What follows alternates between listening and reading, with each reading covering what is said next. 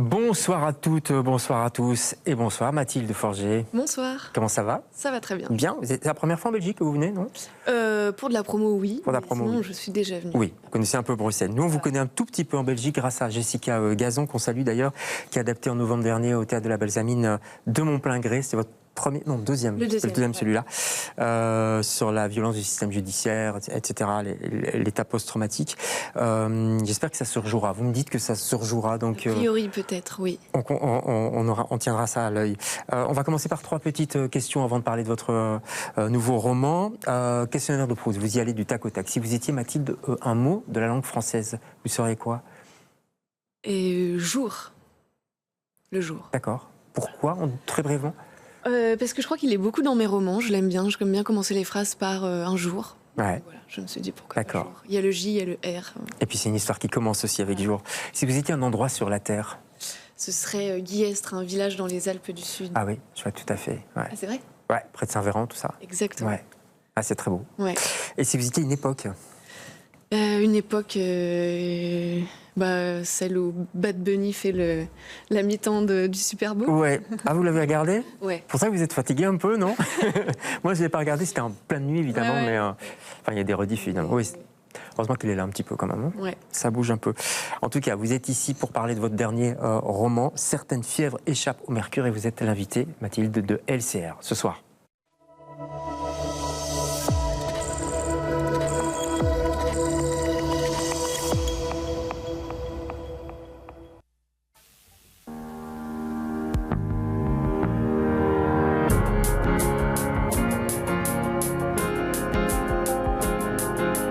N'oublie pas de revenir quand je t'aurais demandé de partir. J'ai trouvé de la poussière sur mes nuits blanches hier. Pourtant avec toi on ne va plus sur les toits. Serais-je parti sans toi mon amour? Aurait-il commencé le compte à rebours? Aurait-on dû s'aimer dans le sens inversé? Pour ne pas oublier qu'on aimait s'embrasser. Serais-je trop loin de toi, mon amour? Aurait-il commencé le temps des détours? N'oublie pas de revenir quand je t'aurais demandé de partir. N'oublie pas de revenir quand je t'aurais demandé de partir. Voilà, extrait du EP Le Sentiment et les Forêts, ça s'appelle Les Détours, où on trouve déjà un peu tout, j'ai l'impression, tout ce qui fait votre travail littéraire. Non mais c'est vrai, il y a le doute, il y a le temps, il y a l'amour évidemment, toutes ces questions qui vous poursuivent et qui étaient déjà là, on est en 2014 quand même. C'est vrai, j'étais déjà ce que je suis. Ouais, vous avez Mais, avancé aussi dans la vie, je veux dire, mais Oui, il y a les des thèmes sont là de base. Le thème de l'amour était beaucoup dans mes chansons, mais un peu moins dans les 2 premiers romans. Et c'est vrai que là, Ouais. ça y est, enfin, il est aussi dans mes livres. Ouais. Pourquoi enfin, ça a été dur à coucher, si je puis dire. Je le montre le livre d'ailleurs. Celui-là, oui, plus dur que les 2 autres. Ouais. Je pense pour 2 raisons finalement, parce que j'écrivais sur un événement ou un objet qui était en train de se faire. Oui, d'accord. Parce qu'il y a eu du mouvement dans les émotions et dans la vie. C'était pas un événement passé où je pouvais avoir un regard dessus, une distance. Il bougeait encore dans ma vie pendant que j'étais en train de l'écrire. Ouais. Et puis c'est un roman qui ne parle pas que de l'amour, mais qui parle aussi de la mort. De la mort, ouais. Du suicide. Et c'est presque un duel entre la mort et l'amour, hein. C'est complètement ça. Ouais. C'était. Alors je dirais pas l'idée parce que j'ai presque pas eu l'idée, mais au début je voulais juste faire un roman d'amour et C'est la mort qui s'est invitée, c'est ça? C'est la mort qui s'est invitée complètement, qui est venue un peu bousculer et embêter, taquiner, je dirais, l'histoire d'amour que je racontais. Et donc il a fallu que je repense un peu le livre et que je fasse cette idée de duel. Ouais. Et la mort brusque, évidemment. Il faut lire le livre pour le découvrir. Ça s'appelle « Certaines fièvres échappent au mercure ». J'adore ce titre. Mais au début, ça m'a laissé un peu perplexe. Et je me suis dit, mais de quelle fièvre elle parle? Il y a la fièvre classique, le mercurochrome. Mais c'est la fièvre de l'amour, essentiellement? Complètement. J'ai eu l'idée de ce titre, pas en dehors de la scène qui est dans le roman, c'est Oui. la première scène. Oui, c'est le début. C'est Ouais. l'idée de cette scène qui a fait naître cette phrase, parce qu'elle est concrètement dedans. Et effectivement, c'est 2 petites filles, dont une qui a une forte émotion en voyant la deuxième et qui se demande si elle n'a pas de la fièvre, va à l'infirmerie. On lui dit qu'elle n'en a pas, alors elle imagine qu'il y a des fièvres qui échappent au mercure, et c'est bien sûr la fièvre de l'amour. Et c'est la fièvre de l'amour, l'amour qui rend fiévreux. Il a été écrit dans quel état, ce livre, justement, dans un état fiévreux ou pas? Ou alors, parce que c'est la narratrice, mais vous êtes on est au bord de l'autofiction quand même, non? Oui, quand même. On est quand même au bord de l'autofiction, donc c'était... Oui, c'était assez intense. Ouais. Mais comme je le disais, parce que les 2 sujets, l'un parce qu'il était un peu insaisissable et en train de se faire. Comme je le dis aussi, c'est une histoire qui n'a pas encore de fin. Donc comment je raconte une histoire qui n'a pas encore de fin? Ouais. Où je voudrais qu'elle n'en ait pas. Et ça fait peur, ça donne un peu le vertige? Oui, ouais. C'est vrai? On avance à tâtons? Ouais, exactement. Et on se demande, est-ce que je vais pouvoir... Ça m'échappait plus que les 2 autres textes que j'ai écrits. Je sentais que ça m'échappait plus. Alors, il y a une forme assez incroyable, je trouve, dans la façon de traiter cette histoire. C'est des allers-retours dans l'enfance, dans le présent et dans l'imagination aussi. Un peu les trois lieux, je trouve, les 3 lieux mélangés. Mais on s'y perd pas, quoi. C'est ça qui est assez génial. Ah bah super alors. Non, mais je vous rassure, on s'y perd pas. Mais on est plongé, par exemple, dans l'imaginaire dès le début, parce que vous imaginez effectivement l'enfance d'Edith et de la fille qu'elle rencontre. Ouais. Ouais. En fait, j'avais envie, dans la forme, de jouer avec un peu ce grand débat sur l'autofiction et la fiction. Est-ce qu'il y a de l'invention dans l'autofiction? Moi, je considère qu'il y a du récit de soi dans la fiction et de l'invention dans l'autofiction. Et je voulais... comme raconter la même histoire, mais avec une version autofiction, une version fiction, et que le lecteur puisse, dans son expérience, se demander qu'est-ce que ça lui fait quand je lui dis là je vais inventer ce que je vais écrire. Ouais. Et puis là c'est mon histoire, parce que par exemple il y a une lettre où je signe Mathilde, Oui. donc le personnage n'est plus Edith mais devient l'autrice, et que lui il puisse se promener dans savoir qu'est-ce que ça lui fait, quel rapport il a à ça. Et pourquoi ça vous intéresse tant, cette question justement du mélange autofiction-fiction? C'est un vieux débat. Hein. Ouais, c'est un vieux débat. Peut-être, je sais pas, peut-être parce que en commençant l'autofiction, j'étais vexée, où j'entendais beaucoup moi j'ai besoin d'inventer, donc j'ai besoin de faire de la fiction. Et j'avais envie de dire que je considère que oui, que dans les romans d'autofiction, il y a de l'invention aussi. Mais oui, vous êtes une lectrice, j'ai entendu ça quelque part de d'Annie Ernaux, par exemple. Oui, mais ne serait-ce que par exemple, quand elle décide de raconter un souvenir, par quoi elle commence. C'est ça, c'est forcément un point de vue... C'est jamais on raconte sa vie, c'est comment je rentre dans l'épicerie, on va rentrer par là, après le père va arriver, non en fait la mère va d'abord parler, c'est un peu de la mise en scène du souvenir aussi, de savoir qu'est-ce qu'on veut en dire. Christine Angot aussi, et comment on appréhende un peu les traumatismes de l'enfance. Ouais. Est-ce que l'autofiction suffit à rentrer dedans, enfin je veux dire à les faire passer?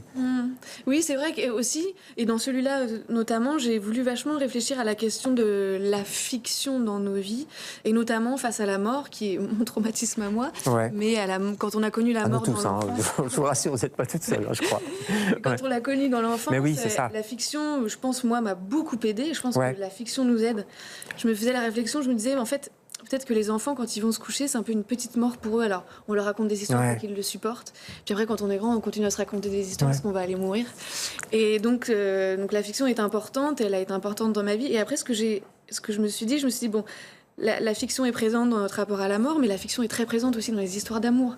Complètement. On se raconte des histoires. Mais oui. Et moi, j'adore l'idée qu'il y a une expression qui dit tu te racontes des histoires et qui serait négative. Et moi, je me dis, mon histoire d'amour, elle marche si je me raconte des histoires. C'est clair. C'était quoi ton enfance? Comment on s'est rencontrés? Maintenant, j'ai l'impression que les rencontres amoureuses, ce que vous décrivez ici très bien d'ailleurs, ça permet aussi peut-être de remonter dans le passé. Enfin, ça ouvre, ça libère. Ça libère des portes, non? Bah là, il y avait aussi concrètement ce jeu-là dans le livre, dans l'idée de maintenant qu'une personne est rentrée un peu dans ma vie, dans mes émotions, dans mes sensations. Quand je revisite mon enfance, est-ce que sa présence apparaît aussi? De quelle manière? Qu'est-ce que ça permet?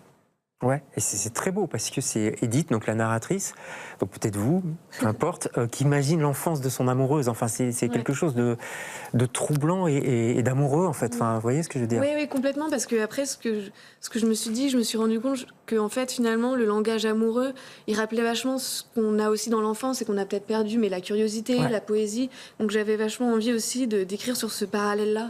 Ouais, c'est vrai qu'il y a beaucoup de poésie, parfois une poésie un peu crue, mais volontairement crue avec des détails, etc. Comment on décrit une relation amoureuse, une rencontre, un coup de foudre, parce que c'est de ça qu'il s'agit aussi. Parce que vous décrivez très bien, enfin c'est très sensuel, quoi, la peau, même les petits défauts qui deviennent des qualités, enfin vous voyez. Oui, c'était ça, c'était l'idée j'avais envie de raconter un peu une rencontre amoureuse dans ce qu'elle bouleverse, mais sur des petits détails Ouais. du quotidien, donc la bouteille de ketchup, qu'est-ce qui se passe quand on se rend compte on a été élevé un peu de la même manière et que cette bouteille de ketchup vient nous rassurer.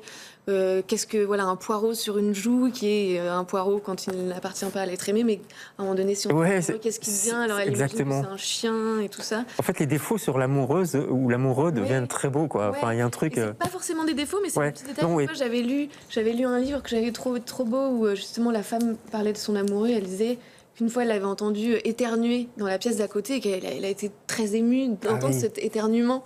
C'est génial. C'est des choses comme ça.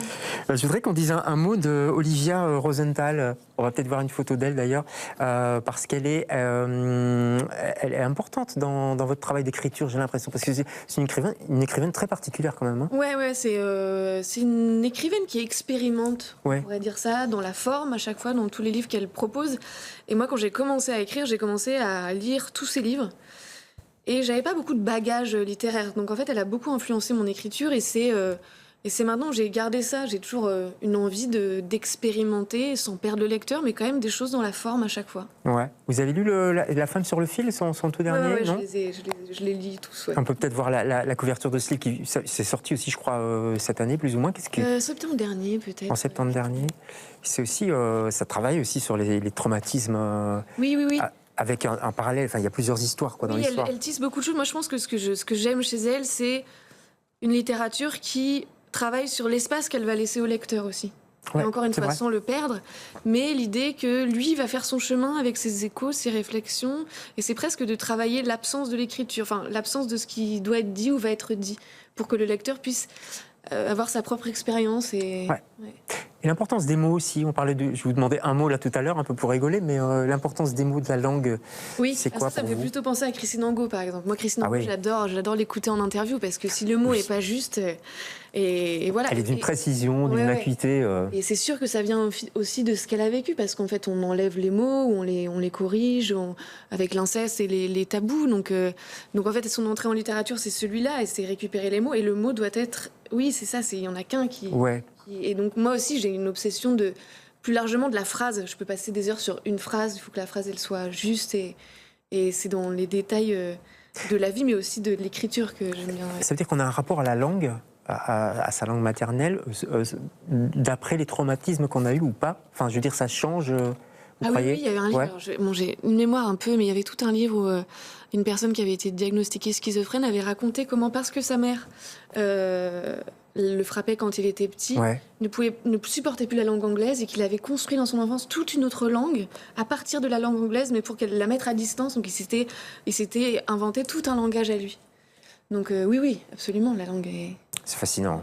C'est vraiment fascinant, le monde de la langue. C'est votre troisième roman. Je ne sais pas si j'ai cité les autres. Le premier, c'était À la demande d'un tiers. Vous aviez quel âge à ce moment-là ? Enfin, c'était le tout début. C'était votre premier. C'était 2019, donc j'avais 30 ans. Donc après la chanson, quand même. Vous n'arrêtez pas la chanson, hein ? Alors la chanson un peu, mais la musique, non. Je compose des musiques de documentaires. D'accord. Donc pas de mots, plus de mots dans les chansons. Les mots sont dans les livres. Ils ont glissé. Bah, tant mieux, parce que ça nous donne un super bouquin. Certaines fièvres échappent au mercure. Et c'est à l'Iconoclaste, excellente collection. On termine avec un coup de cœur. En cinéma, pourquoi pas. Très chouette film. Moi, je ne l'ai pas encore vu. J'ai vu les critiques. À Cannes, c'était un film dont on a beaucoup parlé. Laurent dans le vent, pourquoi ce film ? Pour plusieurs choses. Déjà, ils sont deux à réaliser. Je trouve ça assez chouette d'imaginer de comment on écrit à deux. Ça se passe dans les Alpes. Et puis c'est un film sur comment on tisse encore des liens avec les autres et ceux qu'on ne connaît pas. Donc il est dans ce village. Et c'est quelqu'un qui arrive, qui débarque. Voilà, il a 30 ans, il est un peu déprimé. Il erre et il va se lier à des gens différents. Et donc c'est sur la question de comment on peut faire un peu encore lien avec des gens qu'on ne connaît pas encore. Et voilà. Waouh. Enfin, pour moi, mais il y a ça donne envie. Bon, on ira voir. C'est pas encore sorti en Belgique, mais on croise les doigts pour que ça sorte. Votre livre, en tout cas, il est bien sorti. Il est dans toutes les bonnes librairies, comme on dit. Certaines fièvres échappent au mercure. Je le montre encore une fois. Et bravo pour ce livre. Moi, j'étais enchanté complètement. Merci beaucoup, Mathilde. Merci. On se retrouve, nous, lundi prochain. Passez un bon week-end d'ici là. Bonsoir.